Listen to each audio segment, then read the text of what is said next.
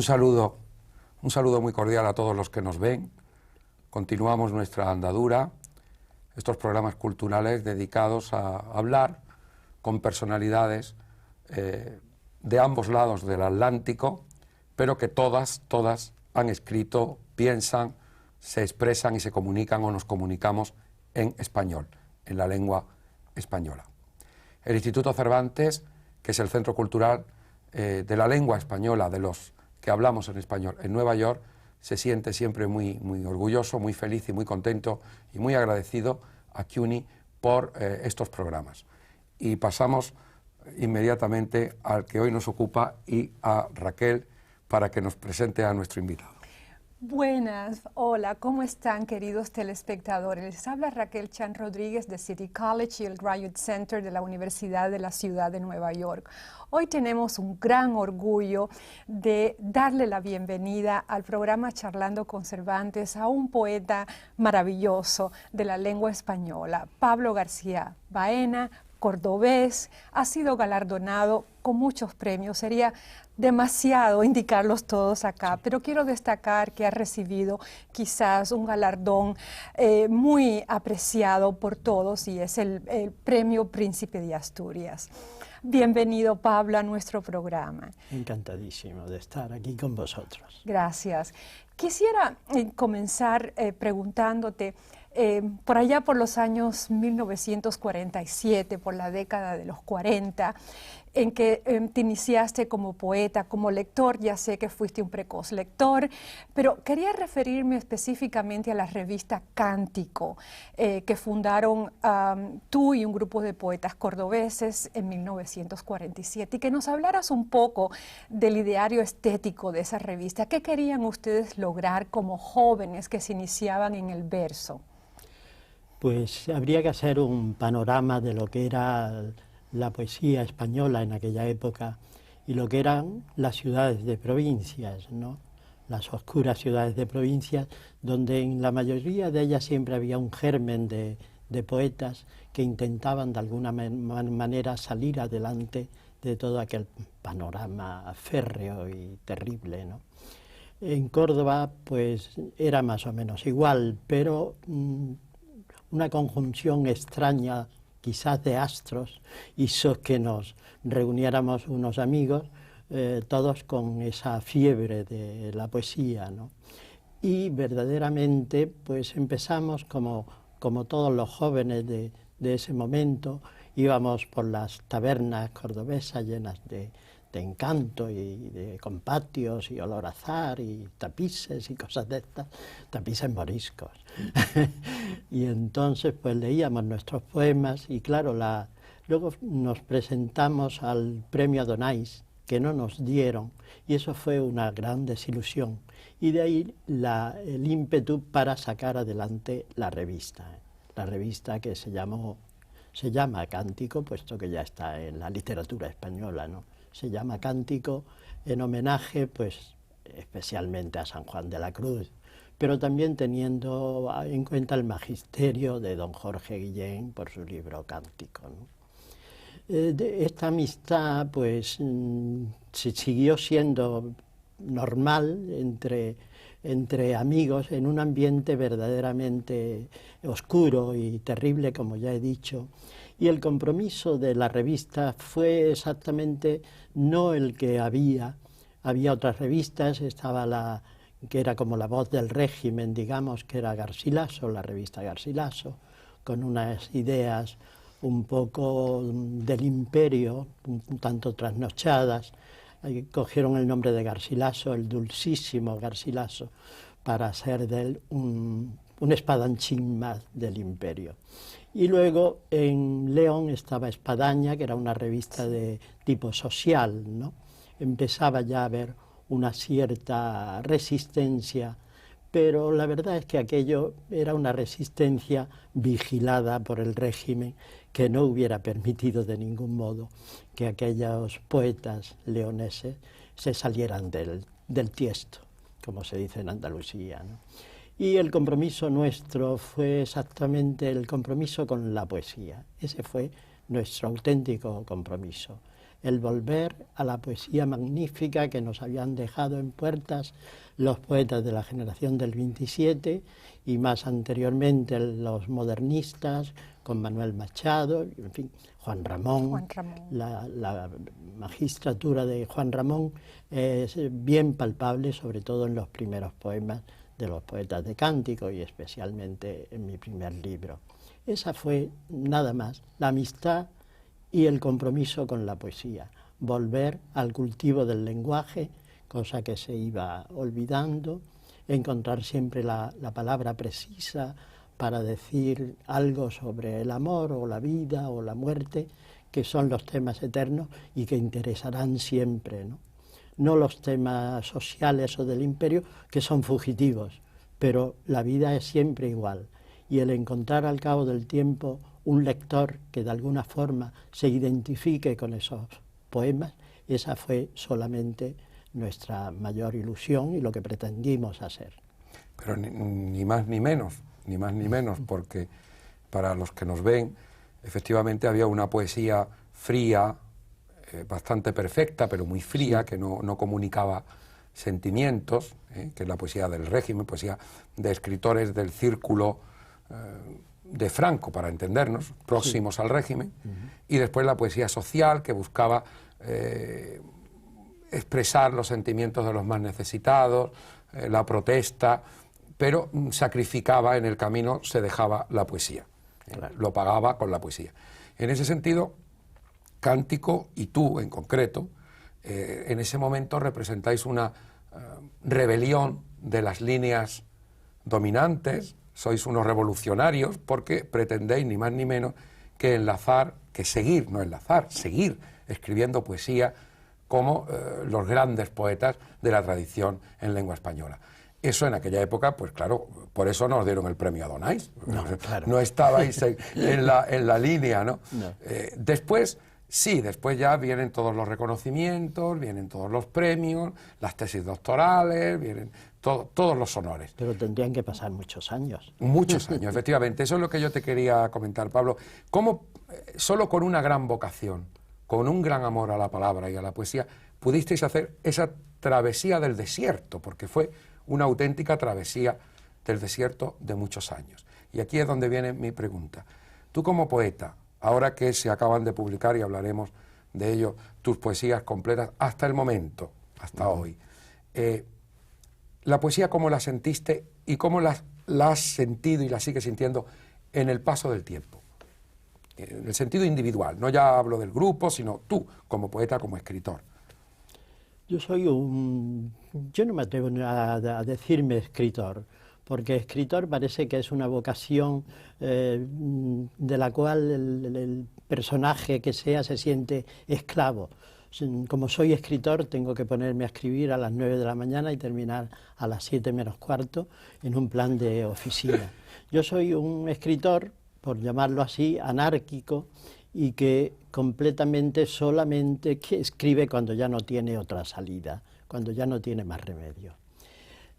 Sobre esto, que a mí me han dicho indolente, vago, toda serie de cosas, pero yo creo que por lo menos soy sincero conmigo mismo y fiel a una línea que hasta cierto punto me la marcó Vicente Aleixandre en una carta en que yo le consultaba un poco sobre estas lagunas mías, que a veces pueden ser hasta de años. De años, sí, efectivamente.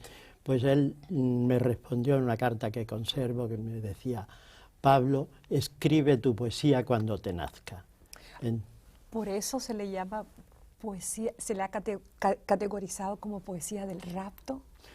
Sí, Luis Antonio de Villena, que es un magnífico prologuista mío de las ediciones de Visor, me encontró muy bien el adjetivo e incluso el verbo de raptar aplicado a la poesía mía, porque yo seguramente es una antigüedad hablar de musa, hablar de numen, hablar de toda esa serie de cosas que parecen totalmente trasnochadas, pero yo creo que el primer verso alguien lo dice al oído del poeta. el poeta puede ir en un autobús o puede estar en una visita impertinente y de pronto algo le viene al oído y encuentra el primer verso de un poema. Entonces yo pienso que eso no es la musa, no es tampoco el Espíritu Santo. Santa Teresa con la paloma aquí tampoco parece estar muy de moda. Entonces yo creo que de esas primeras palabras, de la sombra, que salen de la sombra, es de donde sale luego ya, con trabajo y con el cuidado del poeta, sale la verdadera poesía, ¿no? Que es lo que yo he intentado siempre hacer.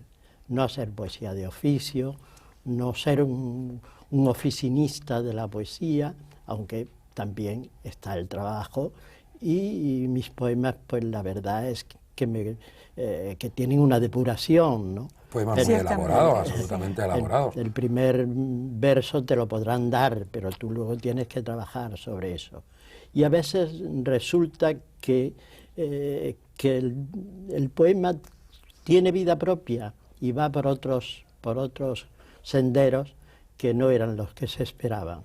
El poema a veces se revela contra el escritor y sugiere otras cosas, y si pensabas hacer sobre algo determinado o algo que te lo delimitaba las palabras que oíste, luego esas palabras a lo mejor pueden ser las últimas del poema, porque todo se va engranando de una forma misteriosa, y la creación poética yo creo que es uno de los grandes misterios que difícilmente se puede encender una luz sobre ellos. Hay muchas definiciones de la poesía, desde que la poesía es un don, que dijo Holland, es innegable, ¿no?, que es un don, pero totalmente imposible de catalogarla y de decir tal cosa. Juan Ramón decía que era vida y hombre unidos íntimamente. Yo pienso que al menos yo soy un poeta verdadero y todo lo que cuento pues lo he visto o lo he vivido de alguna manera, ¿no? No puedo ser un poeta fantástico y tengo siempre un fondo real en que apoyarme, ¿no?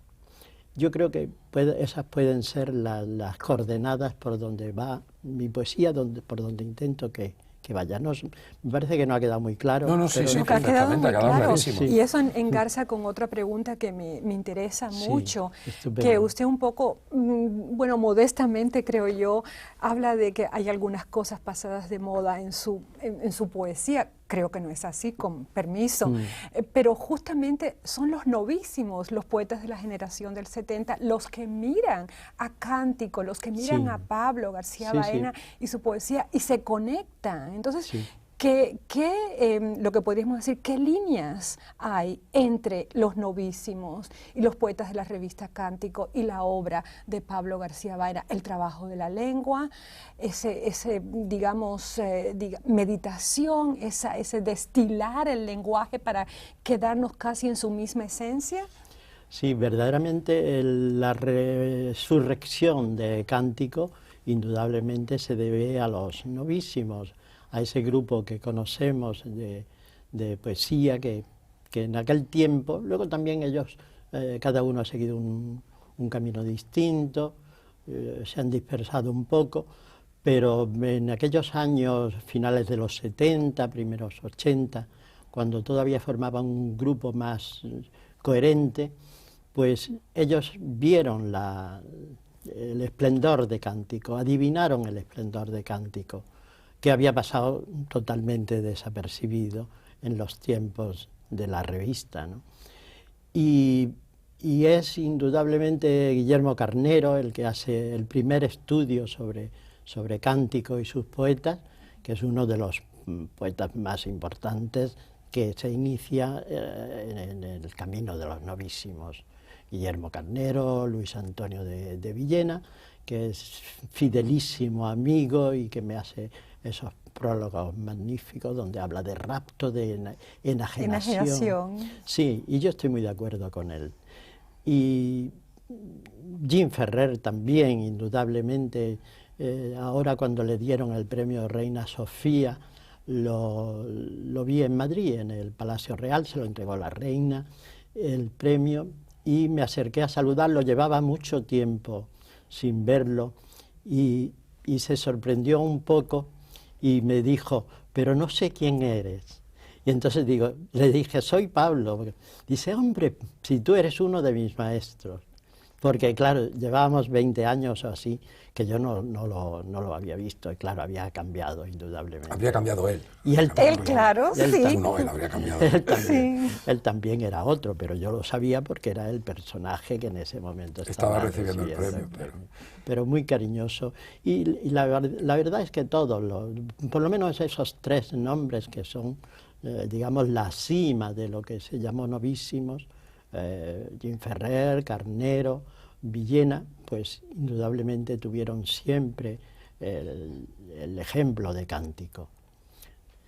Y bueno, y el ejemplo de cántico pues era sencillamente el volver al lenguaje, el volver al uso de las palabras y el culto de la metáfora y todo lo que habían propuesto, no cánticos, sino el 27, los modernistas, Mallarmé, en fin, una larga carrera. Una larga tradición. Una larga tradición hacia el cultivo del lenguaje. Se ha dicho, y es verdad, que la poesía de Pablo García Baena es una poesía culta, entendiendo por culta pues una serie de elementos, de referentes, de léxico, de palabras que están ahí en el poema y que son palabras pues ciertamente cultas. Lo que ocurre es que esa cultura o culturalismo de la poesía de Pablo cede, se rinde ante la vida. Es lo que me parece a mí más importante, porque muchas veces cuando el texto puede sobre la vida, queda un texto perfecto o más o menos perfecto, pero no consigue transmitir ese rapto, por seguir empleando el término, ese pequeño demonio griego que sopla y que es unas veces perverso y otras veces no tanto. Por supuesto. Y la poesía de Pablo es una poesía culta, pero es una poesía profundamente humana, sentida, que conmueve. Porque yo creo que la poesía, si llega a conmover, mi definición de arte es siempre alguna cosa que produzca una perturbación importante del ánimo. Y cuando se lee las poesías de Pablo, pues realmente uno se siente perturbado en el ánimo. Eso es lo que crea la genialidad de tu poesía. Y ese cultismo cede ante la vida. Yo te pediría, Pablo, si no te importa, nos queda todavía entrevista, si quieres leer un poema tuyo. Sí, con mucho gusto. Claro. Vamos a leer, o va a leer él, yo no, evidentemente, un poema de este libro, de este bellísimo libro, que se llama Recogimiento, que es donde se reúnen las poesías completas hasta el momento de Pablo García Baena. Yo te pediría que leyeras el poema Bobby. Bobby, que además pues es un nombre propio, es un nombre, sí. Precisamente no es un cultismo, al contrario, no, es un diminutivo afectivo. No, y mi poesía sí puede estar esmaltada de palabras, de lenguaje, a veces culto, a veces indescifrable también, ¿no? Porque son palabras arcaicas algunas y siempre están puestas con una idea y buscando la perfección y la exactitud. Pero todo eso va unido, como tú has dicho, a la vida. Y en este poema, por ejemplo, donde puede haber una referencia culta a veces, pero no puede ser, las palabras cotidianas no se desdeñan, ni mucho menos. Se puede perfectamente enlazar a Góngora con el lenguaje Shelley o el lenguaje de nuestros días. Ese creo yo que también es otro de los elementos que conforman mi poesía. Voy a leer el poema Bobby, que bueno, es muy nuestro porque se refiere un poco a un chico de Málaga. Lo siento, pero me tengo que poner nuevas gafas.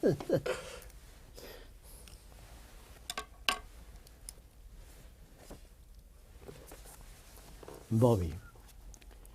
No era el amor y se llamaba Antonio. Hablaba como un indio del Far West, hombre alto, boca larga. Era de Fuengirola. Y siempre había un teléfono donde llamarlo cuando, y reía. La noche era más larga, más amarga, más lenta. Por las villas decanos jubilados de Holanda, por la suite de la vieja dama inglesa, la viuda o divorciada, más allá de los ábsidos, por el apartamento oscuro del borracho, surgía su desnudo auroral como Jonia. Era animal de dicha y entraba fiel, ruidoso, un grueso calabrote de plata por el cuello. Sobre muebles de raíz, olacas chinas, biombo vermellón de zancudas doradas o enraída moqueta o taquillones de castellano en serie, iba dejando las botas deportivas, los calcetines rojos, el pequeño taparrabos celeste, la camiseta como broquel de un pecho sin defensa. Portador de alegría, tal un dios de tobillos alados, que bajara a los orcos humanos, ahuyentando la lágrima, la carta, los omníferos, la desesperación y su lívida mecha. Y una noche me dijo su lengua por mi oído, quisiera haberme muerto. Muchas gracias. Muchísimas gracias. Muchísimas gracias. Quisiera referirme ahora que estamos dentro del apartado específico. Es un poema hermosísimo y de una gran evocación de lo que puede ser la dicha o de lo que creemos que puede ser. Referirme a tres poemas suyos que me interesaron muchísimo al leerlos. Tratan de tres ciudades: Delfos, Venecia y, claro, Córdoba, su ciudad natal. ¿Qué las une? ¿Cómo las ve? ¿Qué separa estas ciudades en su poesía? Y lo pregunto porque Nueva York también es una ciudad que ha jalado mucho a los escritores que han escrito difamándola, adorándola, vituperándola, claro. En fin. Claro. Y me llamó mucho la atención esas tres ciudades que aparentemente son sumamente diferentes. Son ciudades de destino, indudablemente, y su destino es el final, la decadencia, el arrasamiento. Son ciudades llamadas a desaparecer. En realidad, Delfos, lo que se canta de Delfos son las ruinas. Venecia es la Venecia podrida, la Venecia de tantos escritores que estuvieron por allí, ¿no? Y que vieron esa decadencia, esas algas que van comiéndose poco a poco los cimientos de la vieja ciudad. Todo eso, y la ruina de Córdoba, que no es ni por el tiempo, sino por sus municipios verdaderamente bárbaros, que están acabando con una ciudad única, y para mí más única aún, puesto que yo nací allí, ¿no? Entonces, pues, tuve la idea, no una idea preconcebida, yo hice los poemas sueltos y los agrupé, pero a mí lo que me interesaba era esa decadencia, esa ruina bellísima, porque también pasa como con las señoras, a veces pues son más hermosas cuanto más edad tienen, y eso ocurre también con las ciudades, ¿no? Y lo de Córdoba especialmente también como denuncia, por si se podía atajar de alguna forma aquel desastre totalmente contra el arte y contra la historia, y no sirvió de nada. Pero por otro lado, Andalucía figura tan prominentemente en la obra. ¿Cómo mira Andalucía? O sea, ¿es esa mirada melancólica o es esa mirada hacia el futuro también, de las proyecciones que puede tener la región en la España contemporánea? Yo creo que Andalucía mira poco al futuro. El andaluz mira el día a día y al pasado, pero el futuro en realidad para el andaluz no existe. El andaluz será mañana y veremos a ver qué pasa. Nunca se sabe, ¿no? Yo creo que todo eso está muy recogido en mis poemas. Pienso que si yo hubiera nacido en otra región andaluza, o sea, otra región española, posiblemente no hubiera sido poeta, hubiera sido otra cosa, cualquiera. Pero el campo andaluz, las ciudades, la hermosura de los paisajes, el mar, ese Mediterráneo que baña las costas, llenándolas de cultura y de historia, todo eso hace que la mayoría de los andaluces sean poetas, unos más cultivados, otros menos, pero yo pienso que es el país, que es el Edén de la poesía.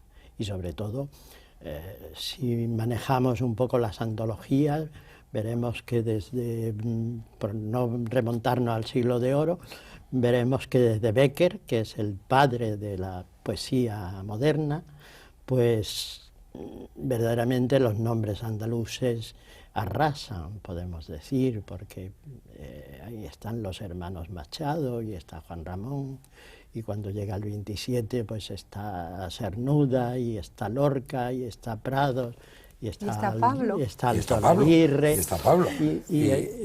sería imposible catalogar. La poesía española sin los poetas andaluces Claro, no sí. sería poesía. Sería en lengua otra española, poesía. Otra poesía, indudablemente. Se y ellos recoge- tienen siempre, la voz de ellos siempre se reconoce como andaluza. Eso lo llevan todos. Sí, lo lleváis.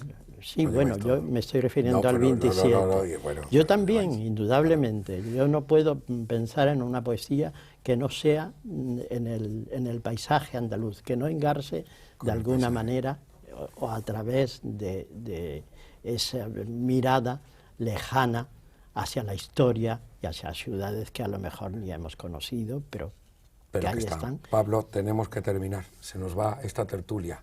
Ya. Nos una quedan pena unos porque segundos, sí que es verdad. Tendríamos que decirnos muchas cosas. Muchas cosas. Y bueno, decir que en esta colección, la colección Ciudad del Paraíso, que dirige el poeta Francisco Ruiz Noguera, poeta y profesor y querido amigo, pues acaban de salir las completas hasta ahora de Pablo García Baena.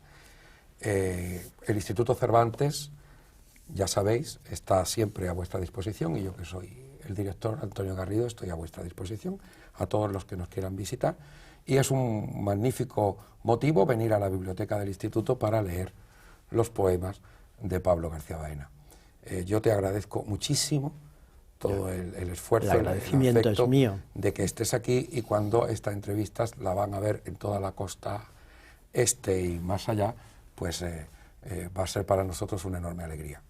Queridísima, vamos a despedirnos ya. Nos despedimos de nuestros telespectadores. Gracias a Pablo Gracias, García Pablo. Baena Muchas por gracias. acompañarnos, y recuerden, los libros no muerden y la poesía de Pablo García Baena Menos. bien vale un viaje al Instituto Cervantes o a la próxima biblioteca. Claro que sí. Gracias por Muchas gracias. acompañarnos. Muchas gracias a Muchas vosotros. gracias.